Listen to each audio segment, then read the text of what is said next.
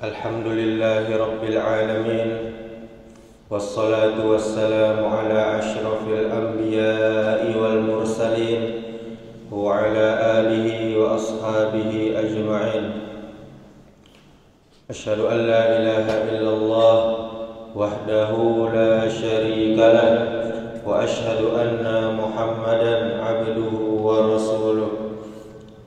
Qala Allah Ta'ala: Ya ayyuhallazina amanu taqullaha haqqa tuqatih wa la tamutunna illa wa antum muslimun. Alhamdulillah, kita bersyukur kepada Allah Subhanahu wa taala. Banyak-banyak kita memuji Allah Subhanahu wa taala. Di pagi hari ini kita masih diberi kesehatan oleh Allah Subhanahu wa taala, diberikan nikmat iman dan Islam, sehingga kita masih bisa taat kepadanya. Kita masih bisa bangun di subuh hari untuk melaksanakan perintahnya, yaitu salat subuh berjamaah. Dan untuk itulah kita diciptakannya di atas muka bumi ini, untuk taat kepadanya, untuk beribadah kepadanya. Wa ma khalaqtul jinna wal insa illa liya'budun. Tidak aku ciptakan jin dan manusia, kata Allah, kecuali untuk beribadah kepadaku. Kemudian Bapak Ibu, marilah kita bersalawat kepada Nabi kita Muhammad sallallahu alaihi wasallam. Allahumma salli wa sallim wa barik ala Muhammadin wa ala alihi wa ashabihi ajma'in. Mudah-mudahan dengan memperbanyak salawat kita termasuk umat yang cinta kepadanya. Kita termasuk umatnya yang kelak di yaumil akhir mendapatkan pertolongan, mendapatkan syafaat. Amin ya rabbal alamin. Kemudian Bapak Ibu, marilah kita selalu meningkatkan iman dan takwa kita kepada Allah Subhanahu wa taala dengan cara mengerjakan perintah-perintah Allah, baik yang hukumnya wajib maupun yang sunnah. Kita tinggalkan larangan-larangan Allah, baik yang hukumnya haram maupun yang makruh. Dan janganlah kita mati kecuali dalam keadaan Islam. Bapak Ibu kaum muslimin, kaum muslimat, jamaah yang dirahmati Allah Subhanahu wa taala, mengapa salat lebih baik daripada tidur? Ada beberapa alasan. Di antaranya yang pertama, yaitu karena mukmin dan kafir sama-sama tidur, sedangkan salat hanya orang mukminlah, hanya orang berimanlah yang mendirikannya, yang mengerjakannya. Kemudian alasan yang kedua, karena tidur itu menjawab seruan hawa nafsu kita, sedangkan salat itu menjawab seruan dari Allah Subhanahu wa taala. Alasan yang ketiga, karena tidur itu adalah kematian, sedangkan salat itu adalah kehidupan.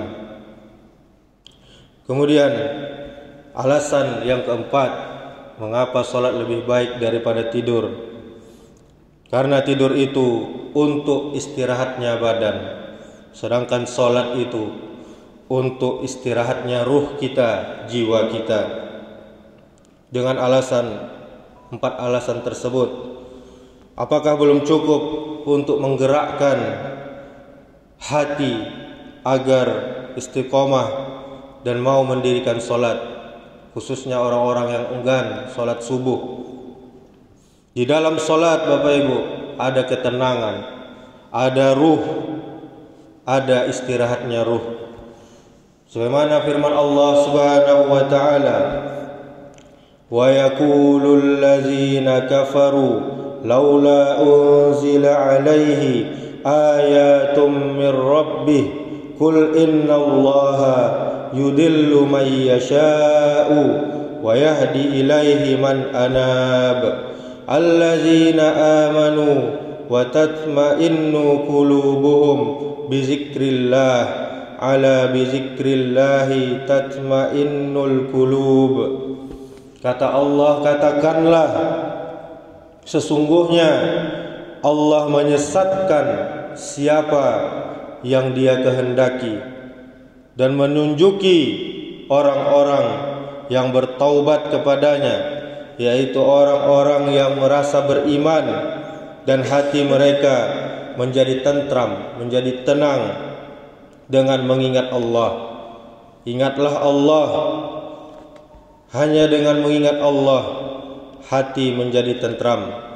Ini bisa kita cek di surah Ar-Ra'du ayat 27 dan 28. Bapak Ibu Saudaraku, dan solat itu semuanya adalah zikir dan doa kepada Allah. Dari mulai takbir sampai salam isinya zikir dan berdoa kepada Allah.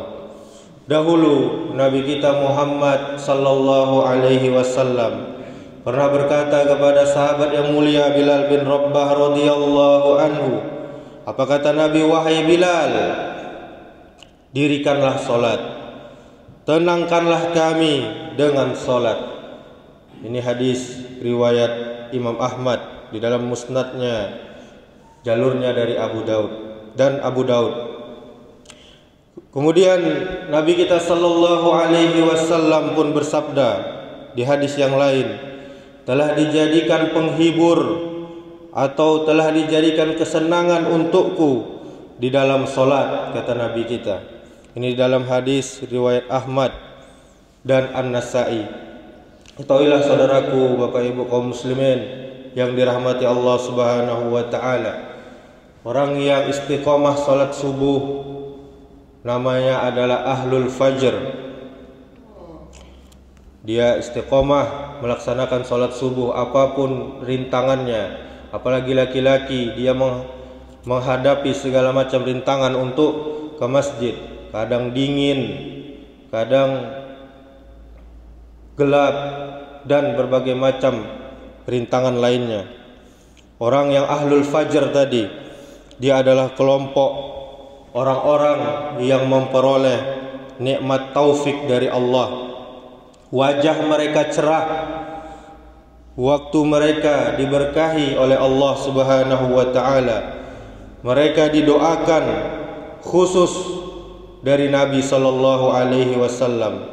Ibadah mereka, orang-orang yang salat subuh itu disaksikan oleh para malaikat. Mereka orang yang istiqomah salat subuh terbebas dari ikatan syaitan. Kelak mereka orang-orang yang salat subuh di hari kiamat dia bercahaya. Salatnya dapat menjadi penghalang baginya untuk masuk neraka. Mereka orang-orang yang salat subuh mendapat pahala seperti salat semalam penuh. Mereka orang-orang yang salat subuh mendapat jaminan surga dan keselamatan dari Allah Subhanahu wa taala. Mereka orang-orang yang salat subuh mendapat yang lebih baik dari dunia ini dan seisinya. Maka bila kita termasuk dalam golongan mereka, orang-orang yang istiqomah salat subuh, Ahlul Fajr, bersyukurlah kepada Allah Bapak Ibu saudaraku sekalian. Dan berdoalah kita kepada Allah agar tetap istiqomah, konsisten sampai kita mati. Dan bila kita belum masuk dalam golongan mereka, menangislah, bertaubatlah, dan kemudian berusahalah. Jadi Bapak Ibu saudaraku sekalian, jika kita kesiangan bangun, tetaplah salat subuh, insya Allah dimaafkan oleh Allah Subhanahu wa taala. Jago jam 7, jago jam 6, tetap salat subuh. Jago jam 8 pun tetap salat subuh. Dan tidak ada alasan untuk meninggalkan salat. Rasulullah sallallahu alaihi wasallam pernah bersabda, "Laisa salatun asqala 'alal munafiqina min salatil fajri wal isya' walau ya'lamuna ma fihima la atauhuma walau habwa." Kata Nabi kita, tidak ada solat yang lebih berat bagi orang munafik selain dari solat subuh dan solat isya. Jadi orang yang malas solat subuh dan solat isya, masuk dia dalam kategori orang-orang munafik. Seandainya, kata Nabi, mereka tahu keutamaan yang ada pada kedua solat tersebut, tentu mereka akan mendatanginya. Mereka akan solat walau sambil merangkak. Ini bisa kita cek di dalam hadis riwayat Bukhari nomor hadis 657. Bapak ibu saudaraku kaum muslimin yang dirahmati Allah Subhanahu wa taala, setidaknya kalau awak meninggalkan solat subuh ada 9 kerugiannya. Berikut ini. Yang pertama yaitu gagal mendapatkan kebebasan dari sifat orang munafik. Sebagaimana hadis yang kita bacakan tadi, kata Nabi, solat yang paling berat yaitu bagi orang munafik adalah solat isya dan solat subuh. Kemudian apa kerugian yang kedua? Yaitu gagal mendapatkan salah satu sebab masuk surga Allah. Sebagaimana kata Nabi kita, man shallal bardaini dakhalal jannah. Barang siapa yang solat bardain, maka dia akan masuk surga. Ini hadis muttafaqun alaih. Maksud solat bardain itu adalah solat subuh dan solat asar. Kemudian kerugian yang akan didapatkan jika meninggalkan solat subuh yang ketiga, yaitu dia gagal mendapat salah satu sebab dia selamat dari neraka Allah. Sebagaimana sabda Nabi kita, tidak akan masuk neraka seseorang yang solat sebelum terbit matahari dan sebelum terbenamnya matahari. Ini hadis riwayat Muslim nomor hadis 634. Maksudnya adalah solat subuh dan solat asar. Kemudian kerugian yang keempat yang akan dialami yaitu gagal mendapatkan bantuan dan penjagaan, perlindungan dari Allah yang Maha Melindungi Subhanahu wa taala. Apa kata Nabi kita sallallahu alaihi wasallam? Man shallas subha fahuwa fi zimmatillah. Barang siapa yang solat subuh, maka dia berada dalam jaminan Allah Subhanahu wa taala. Ini dalam hadis riwayat Muslim. Kemudian kerugian yang kelima, Bapak Ibu, gagal mendapatkan pahala qiyamul lail semalam suntuk. Apa kata Nabi kita? Barang siapa yang mengerjakan solat isya secara berjamaah, maka seolah-olah ia mengerjakan qiyamul lail, yaitu solat selama separuh malam. Dan barang siapa yang solat subuh secara berjamaah, maka seolah-olah dia mengerjakan qiyamul lail semalam suntuk. Jadi kalau awak mengerjakan solat isya dan subuh berjamaah, itu terhitung solat semalam suntuk. Ini bisa kita cek di dalam hadis riwayat Tirmizi nomor hadis 221. Kemudian kerugian yang keenam, Bapak Ibu, yaitu rugi dia, gagal berjumpa dengan malaikat dan namanya tidak ditulis di catatan malaikat. Sebagaimana kata Nabi kita sallallahu alaihi wasallam, di antara kalian ada malaikat yang bergantian di waktu malam dan siang. Mereka berkumpul ketika solat subuh dan solat asar. Lantas malaikat yang bermalam naik ke langit, dan Allah Rabb mereka menanyai kepada mereka. Sekalipun Allah paling tahu, tapi Allah tetap menanya kepada mereka, bagaimana kalian tinggalkan hamba-hambaku? Allah bertanya kepada malaikat. Jawab malaikat, kami tinggalkan mereka dalam keadaan solat, dan kami datangi mereka juga dalam keadaan solat. Hadis riwayat Bukhari nomor hadis 7.429. Kemudian kerugian yang ketujuh Bapak Ibu, gagal mendapatkan cahaya dan penerangan pada hari kiamat nanti. Apa kata Nabi kita? Berikanlah kabar gembira, kabar yang baik kepada orang-orang yang berjalan di kegelapan menuju masjid-masjid dengan cahaya yang sempurna pada hari kiamat. Ini hadis riwayat Abu Daud, yaitu maksudnya salat subuh. Kita berjalan di tengah kegelapan. Kemudian kerugian yang ke-8 Bapak Ibu, yaitu gagal mendapatkan pahala yang setara dengan dunia dan seisinya ini. Sebagaimana kata Nabi kita, raq'atainil fajri khairun minad dunya wa ma fiha. 2 rakaat salat fajar, maksudnya salat qobliyah subuh, salat sebelum subuh, itu lebih baik dari dunia dan seisinya. Hadis riwayat Muslim nomor hadis 725. Maksud salat fajar yaitu salat qobliyah, salat sebelum subuh.